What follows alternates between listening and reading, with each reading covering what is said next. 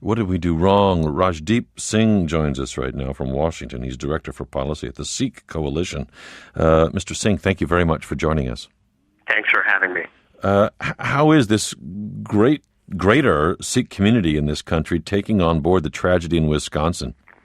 Well, I think at this time we're in a state of mourning. We're really focused on bringing comfort to the families of the victims, including the law enforcement officers who put their lives on the line to protect our community. Including dying or shooting the alleged killer here, and really putting lives on the line and being seriously injured in that. What was going on at the temple? Just give us a sense of what happens in a Sikh temple, maybe this Sikh temple on a Sunday morning. What would the scene have been when the shooter walked in? Right, so the main worship hall of a Sikh Gurdwara, or house of worship, is where members of the community congregate. Sikhs worship musically, and so typically you find a stage at the front of the hall where hymn singers or members of the community sing hymns from our Holy Scripture. There are also readings and recitations from our Scripture, and people sit on the floor. Mm-hmm. And it's a very sort of peaceful, serene place. There is also attached to every Sikh Gurdwara a free community kitchen. There's a separate dining hall where free meals are served to anybody who wishes to visit our place of worship. I've read that one of the tenets of Sikhism is that the place of worship is open to all. And I found myself wondering at that moment, if anybody, if it would have been almost by theology open even to this shooter on that morning. That's right. Every Sikh Gurdwara has 4 doors representing or signifying openness to the entire world.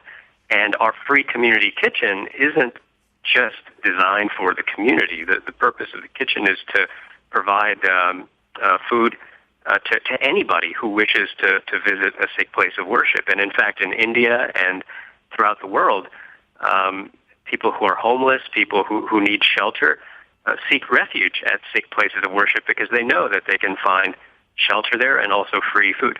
Now, Sikhs do not always wear the turban, but they're often identified by the turban. It's related, it's part of the faith for many. And reading back through the clips here, Rajdeep, it seems clear that has raised all kinds of cultural misunderstandings since 9/11 that has made some difficult circumstances for Sikhs. Right. Well, the turban is an integral part of Sikh identity. It is a religious requirement that Sikh men wear turbans. But we can see on television that they don't all.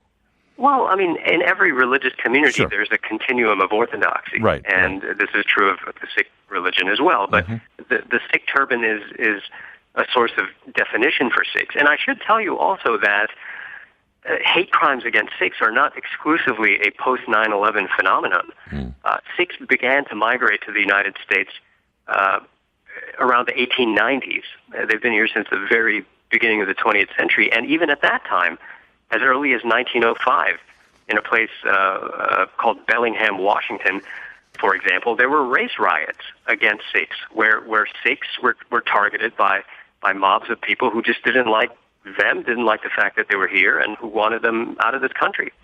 So that's a very important point to note in this context. It is true that in the post-9/11 environment, the prevailing stereotype is that if somebody wears a turban, they're somehow associated with Al-Qaeda or something. Those are the images perpetuated by the media these days. But Sikhs have been targeted because of their turbans, because of who they are, for over a century now in this country. Now, I don't want to raise this, another kind of target here, which I've almost heard in some of the coverage here saying, well, they're not Muslims, so settle down. It's not as though we want to encourage people to go on attacking Muslims either. But could you just line out for us the distinction between Sikhism and Islam?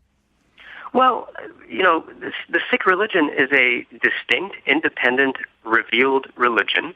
As in any religious tradition, there are similarities with others. Think of the similarities among Christianity, Judaism, and Islam, the Abrahamic religions. Nobody would say that Christians are Jews or that Muslims are Christians. I mean, these are distinct religions, discrete religions. The same is true of the Sikh religion. It was founded 5 centuries ago in South Asia. Most Sikhs today live in India. And essentially, the Sikh religion preaches that there is one God and that all human beings are equal, regardless of their race, religion, sex, or any other sort of affiliation. So those are the 2 pillars of the Sikh religion in a nutshell: a belief in one God and a belief in universal equality. And many religions share in these sort of beliefs and these doctrines. One God and the universal brotherhood of man. But it was a tough... Woman. And woman. And woman, absolutely. But gosh, it's hard to hold that up against the terrible scene there. Rajdeep Singh, I want to give the last minute and a half we have here to you and the faith community that you represent and its teaching, the light here. There's always darkness, but let's look toward the light. Tell us more about the teachings of Sikhism. What does it suggest for human life? Well, life is an opportunity to serve other people. It's to serve and support other people. The Sikh religion requires us to celebrate religious pluralism. There is no religious exclusivity in the Sikh religion. We are required, as a matter of religious mandate, to celebrate humanity and to uplift humanity, and, if necessary, to protect people from oppression and persecution and tyranny. And I think in this country, there's a very serious and desperate need for dialogue at every level of life about the need for mutual respect and appreciation. And I think, honestly, our political leaders have an important role to play in this regard. In the last few years, many politicians in this country have appealed to the lowest common denominator and have made xenophobic remarks, anti-Muslim, anti-Sikh remarks. And this kind of rhetoric, this incendiary rhetoric, encourages and incites people to commit acts of violence and to be hateful. And that is un-American. It's antithetical to everything that the Sikh religion teaches, but I think it's antithetical to everything that this country is about. Rajdeep Singh with the Sikh Coalition in Washington, Heidi Byrick with the Southern Poverty Law Center.